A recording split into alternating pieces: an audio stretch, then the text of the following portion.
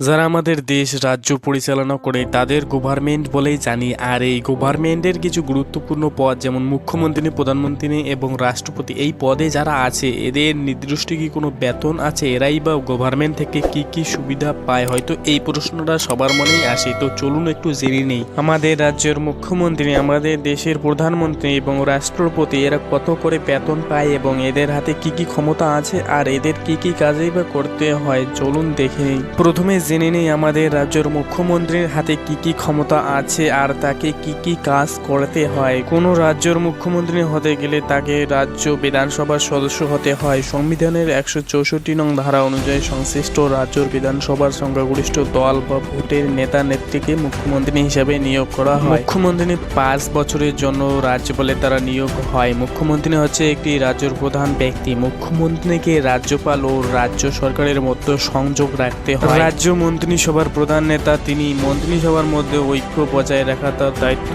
রাজ্য আইনসভার প্রধান নেতা এবং কেন্দ্র রাজ্য সম্পর্ক স্থাপন করা তার কাজ। এবার জেনে নেই মুখ্যমন্ত্রী কত বেতন পান। মিডিয়ার রিপোর্ট অনুযায়ী পশ্চিমবঙ্গের মুখ্যমন্ত্রী কোনো বেতন নেন না, তবে একজন মুখ্যমন্ত্রীর সর্বোচ্চ মাসিক বেতন 4 লক্ষ টাকা আর সর্বনিম্ন 1,50,000 টাকা। প্রধানমন্ত্রী প্রতি মাসে 2,40,000 টাকা বেতন পান, যা বছরে প্রায় 30 লক্ষ টাকা পর্যন্ত আসে। প্রধানমন্ত্রী হচ্ছে একটি দেশের সর্বোচ্চ ব্যক্তি। প্রধানমন্ত্রীকে অনেক কাজ করতে হয় আর তার অনেক ক্ষমতাও আছে। তো চলুন তার মধ্যে 7টি ক্ষমতা সংক্ষিপ্তভাবে জেনে নেই।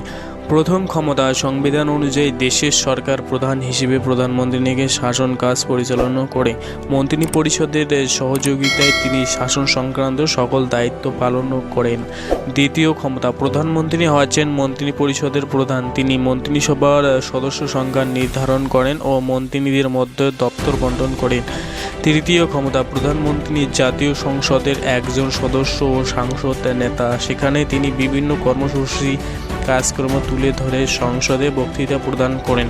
চতুর্থ ক্ষমতা, সাংসদ আইন প্রণয়নের উদ্দেশ্যে কোনো সরকারি বিল উত্থাপনের পূর্বে মন্ত্রিসভার বৈঠক স্থাপন করা। পঞ্চম ক্ষমতা, পররাষ্ট্র বিষয়ে তিনি গুরুত্বপূর্ণ ভূমিকা পালন করেন। ষষ্ঠ ক্ষমতা, দেশের জরুরি অবস্থার প্রধানমন্ত্রী মন্ত্রিপরিষদের সিদ্ধান্ত ছাড়াই যে কোনো নির্দেশ দিতে পারেন। সপ্তম ক্ষমতা, প্রধানমন্ত্রী জাতীয় স্বার্থের রক্ষক। জাতীয় বিভিন্ন সময়ে বক্তৃতা ও বিবৃতির মাধ্যমে জনগণকে রাষ্ট্রীয় কর্মসূচি সম্পর্কে অবহিত করেন ও জনগণের মধ্যে সংহতি রক্ষার কাজ করেন।